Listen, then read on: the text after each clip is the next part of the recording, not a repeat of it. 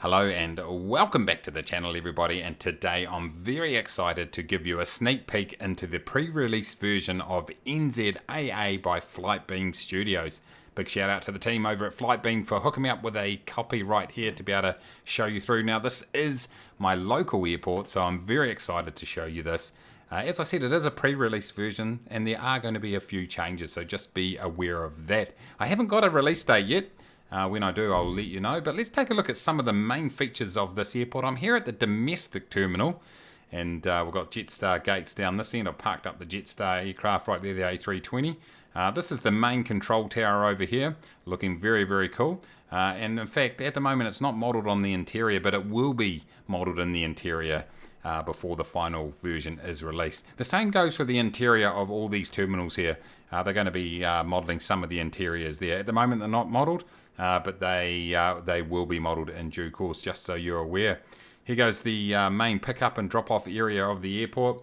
The taxis line up here, or you can get picked up and dropped off by a friend or family. And I can tell you, if you hang around too long, the guys in the yellow coats are going to tell you off. Let's pop over this side of the terminal. This is on the airport side, and we can see some of the main domestic gates right here. And in front of us, you can see Air New Zealand. It's the main carrier in and out here of New Zealand. And right in front of us are the main gates that they use for their A320s when they're popping down the country to destinations like Christchurch, Dunedin, Wellington, those sorts of places around New Zealand. Down this end of the terminal, you have got the regional travel. So you've got the ATR 72-500s and Dash 8 Q300s that you see running in and out of here, often are parked here. And one thing I actually do notice, by the way, looking at the runway and the apron and taxiway textures, they look absolutely brilliant, don't you agree, with all the markings on there. And some cool things that you can see at different areas of the airport are the tyre marks that are all sort of been ground into the surface over time. They actually look pretty cool. If we pan around here, you're going to see some very familiar buildings for those of you that do come to this airport on a regular occasion. We've got the Airworks building, the red and white building, and right beside that's the New Zealand Post, look after the mail here in New Zealand. Part of the airport the airport skyline that you'll see quite often, it really dominated here by these engineering services buildings, these big hangar doors. And you often see aircraft with their tails hanging out there as the engineers go ahead and service all the different aircraft in the Air New Zealand fleet.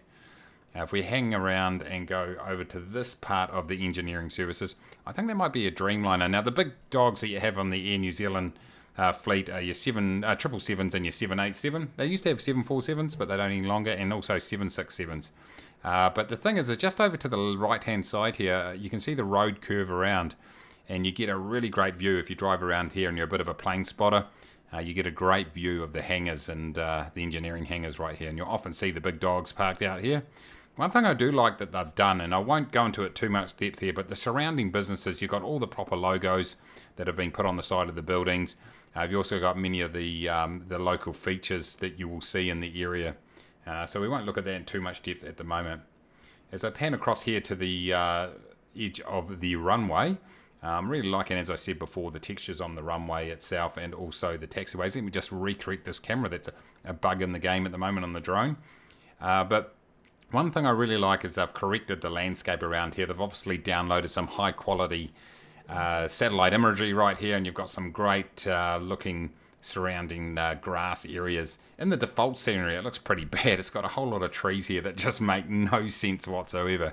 So it's good to see that they corrected. And as you look over there, that's a Manukau Harbour right there that you see in the background. And as you can see across the airport here with that sun just disappearing over in the west, it looks absolutely tremendous actually.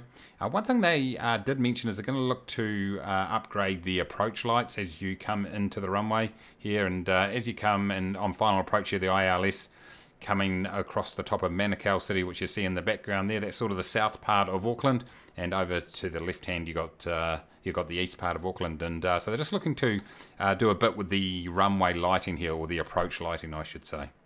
One thing that I can't see here that I think might be missing is the damage control area. Is this it over here? No, I don't think it's over there. What they've got is they've actually got a sort of like a replica of an aircraft that they do their firefighting sort of drills and stuff like that, and their not search and rescue, probably their, like I say, damage control exercises. And I think it's placed about here, just below us. I'm not 100% sure, but it doesn't seem to be there. It's the only thing I can see that's really missing. Let's go and jump over and have a look at the international terminal. Alright, here we are over at the international terminal gates, and yeah, man, this looks so familiar, I gotta say.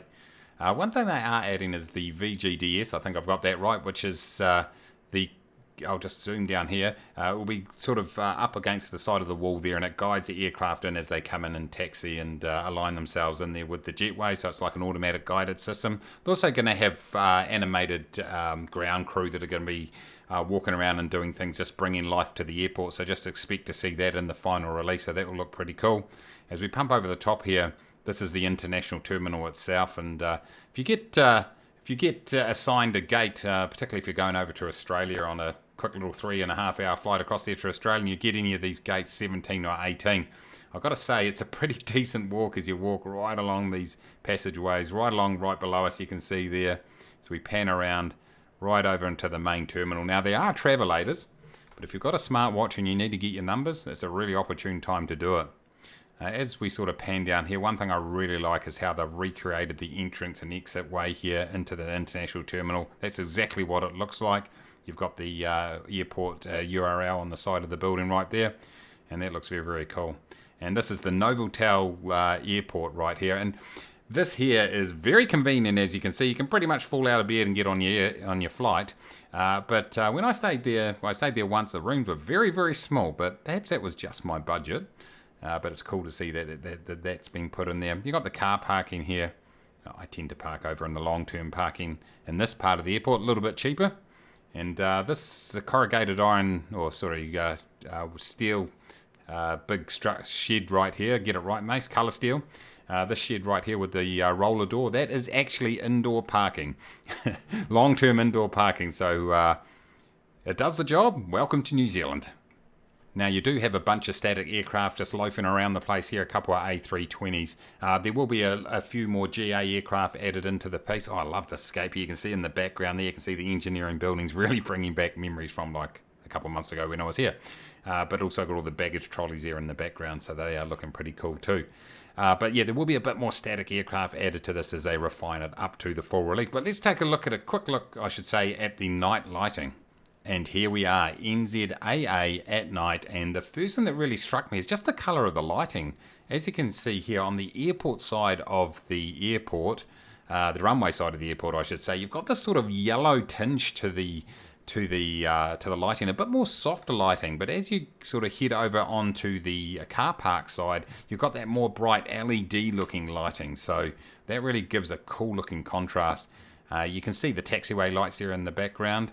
And look at that cityscape right there in the background. Looking absolutely tremendous.